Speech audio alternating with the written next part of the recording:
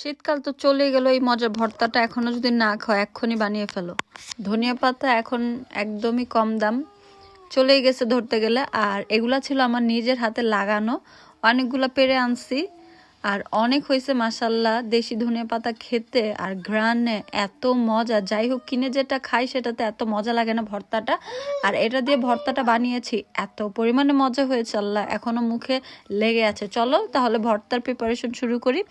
আমি হচ্ছে ভর্তার সাথে দেব ধনিয়া পাতা। ভর্তায় কিন্তু আসলে বেশি কিছু লাগে না, শুধু লাগে হচ্ছে রসুন, কাঁচামরিচ আপনার প্রয়োজন মতো বা আপনি যে ঝাল খেতে চান সেই অনুযায়ী, আর ধনে পাতা আর পেঁয়াজ অনেকে দেয়, অনেকে আবার পেঁয়াজটা স্কিপও করে। আমি হচ্ছে পেঁয়াজটাও দিব, আমি কেটে রেখেছি। সুন্দর করে ওয়াশ করে নিলাম, যেহেতু এগুলো আমি মাঠ থেকে উঠে এনেছি, তার জন্য বালি টালি একটু বেশি লেগেছিল, বেশি টেস্টি হয়েছে। পেঁয়াজ কুচি কেটে কিন্তু আমি দিয়ে দিচ্ছি উপরে, আর সবগুলো একদম সুন্দর করে শুকনো তাওয়ায়, কোনো কিন্তু তেল দিব না বা খুব বেশি পানি দিব না।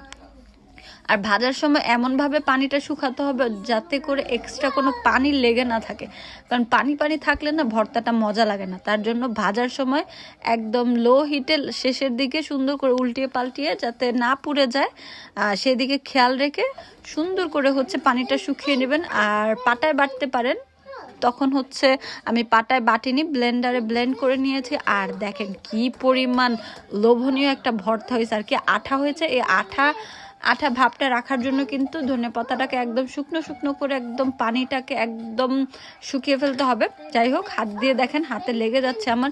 আর এটা দিয়ে আমি এক প্লেট এই পুরো ভাতটা আমি ধনেপাতা ভর্তা দিয়ে খেয়ে ফেলেছি। আর কি বলবো, দেশি ধনেপাতা এত পরিমাণে ঘ্রাণ ছিল, এত পরিমাণ মজা ছিল।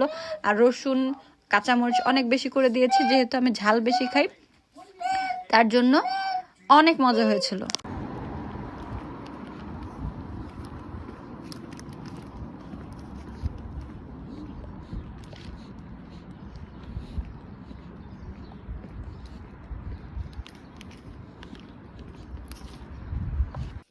এটা কি বলেন তো, যে ইলিশ ডিম, হ্যাঁ ইলিশ মাছের ডিম অর্ডার করেছি।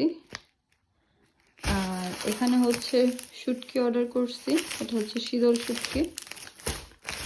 আমার যে এরিয়াতে থাকি সেই এরিয়ায় হচ্ছে ফ্রেশ পাওয়া যায় না, আমরা অন্য সিটি থেকে হচ্ছে অর্ডার দিই। আর এটা হচ্ছে রুই মাছ, সাইজটা দেখাই।